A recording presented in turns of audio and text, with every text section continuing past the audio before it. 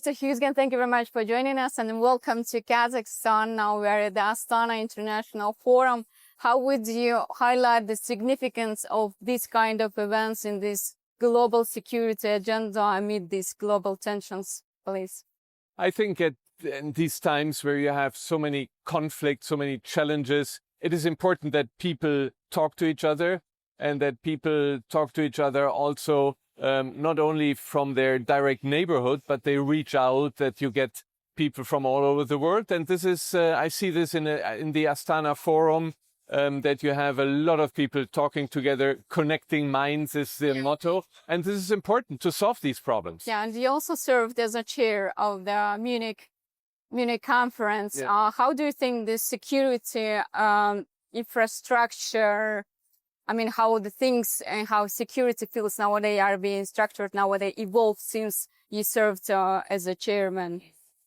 Well, we do with the Munich Security Conference something similar as you do here with the Astana International Forum, right. Bringing people together, seeing to it that the many conflicts that we have are being resolved. The problem is, and we have to be honest about this, that these last years we have not really seen a decrease in conflicts. We actually have the largest number of displaced persons. We have a number of conflicts. We have the conflicts going on in the Middle East, in Ukraine, Russia. Right. We have today the president of Rwanda here and their conflict with their neighbor DRC. And there are so many conflicts on the world, so there's even more need to talk. But the talk alone is not enough. We have to really find solutions, find compromise so that we can make progress. And now we see all around the world the trend of increasing the budget for the defense, and also Europe is increasing it. How would you describe this, and what threats do you think it can impose that countries are increasing nowadays? Well, we see, as I said earlier, these conflicts are continuing, they're increasing. You have to see what is the basis, and on what basis can you find solutions. And I'm very old-fashioned, and I was very happy to hear that the Kazakh president today in his speech also is very old-fashioned. He pointed to the UN Charter. Yeah. He pointed to what we have created after the Second World War, the solution on the basis of the Charter, on the basis of the Geneva Convention, on the basis of the Universal Declaration of Human Rights. This has to continue to be the basis for these conflicts. And now the Ukraine conflict still on the top agenda of Europe. How would you describe the foreign policy of Kazakhstan and in general the position of middle powers in terms of the conflict in Ukraine? Yes, unfortunately, I have to say we see that some of the major powers, the strongest power worldwide, we have all followed what the new or old American president has said. Yeah. And what we miss in these speeches is what President Tokayev said today. We have to have this common basis, this UN Charter. And I think this is really now the time for the middle powers, for countries like Kazakhstan, for countries like my own Germany, for Australia and Brazil, all over the middle power, to come together and tell everybody, work together and say, we commit to work on the basis of the UN Charter.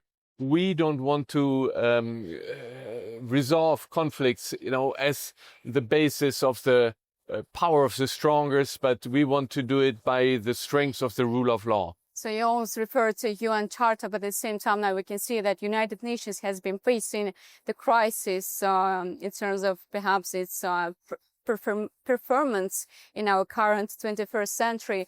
But how would you see the, some perhaps ideas how to reform this organization and make it most efficient? It is unfortunate, and people say, well, the UN is no longer worth investing in it. I always ask, what is the alternative? You want to go to the law of the jungle, so we have to strengthen it, but it needs to be reformed.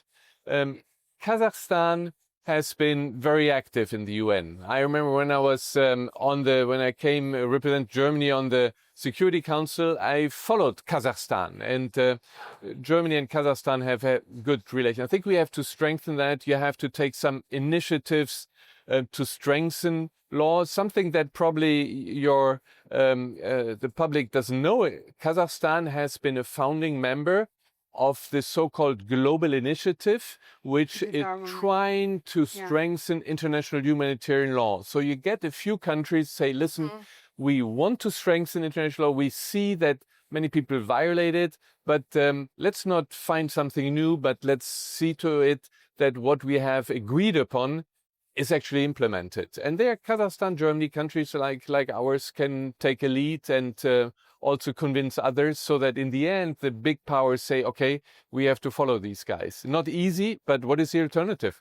And also your ideas on what are your assumptions on how these situations and conflicts in the Middle East and Ukraine can evolve right now? Well, again, also on the Middle East, on the Russia-Ukraine conflict, please respect international law. What we see right now happening in Gaza is a violation of international humanitarian law, and this has to stop. Also, when you see the Russian aggression against Ukraine, it's a violation of Article 2 of the UN Charter. It has to stop. This is the only way forward. We have to insist on the rule of law and make those who violate it, convince them that it's the only way out. So, and sometimes we have to increase the pressure on these guys. And now you also mentioned that the Astana International Forum and Munich Conference has something in common, that they are bringing the people. If to compare, how close is AIF to become perhaps Munich as a Munich conference in our Central Asian region? Well, you know, conferences are different, and it's important to be different. And Munich is a very old conference, but it always had this transatlantic base that was for historic reasons. Of course, it has enlarged, and we see now how the transatlantic bonds, seen from a German perspective, have their cracks where we have some problems. But still, we have then opened up Munich and during my chairmanship to the global south. And this is something I see already at Astana. You have started this, you don't have this transatlantic basis, but you come from a middle power here and you are reaching out to the global south. So I see parallels there, and it's good that we cooperate. I was very happy also to have in my last conference representative from Kazakhstan participating, and I think we should increase that also in the future. Yeah, and the very last question, let's imagine if you would be a chairman of Munich conference again for 2026, what will be your top agenda questions that you're going to discuss? It's a hypothetical question. I'm no longer the chairman. I watch that in interest. I had a policy, which I think needs to be continued, a policy of reaching out to the global south, because the big questions we have. Listen to Ban Ki-moon speaking about, the climate change. We need global challenges. Number two, I had on all of my podium, I had gender balance. I had 50% women, and you listen to what the president of North Macedonia said today. This is very important. And then I also tried to lower the age average. You have younger people participating. That was very important. And then for me, it was also important from a domestic point of view, that we have forces in Germany that are very populist, that are right-wing, right extreme. And these are forces I didn't want to give a floor to in this conference. So there are a few points that I made, and I hope my successor will continue to follow. Yeah, now we can see that also these transatlantic relations are actually changing under the presidency of Donald Trump. How do you think the policy of current American administration can change this, whole game in the politics, since one of the main players of this world chessboard is not into, let's say, multilateralism. Yes, we see this. We see this erratic policy. We see the disrespect for international law. I mean, when the American president says, well, he wants to take Canada, Panama Canal, Greenland, and if they don't like, we take it by force.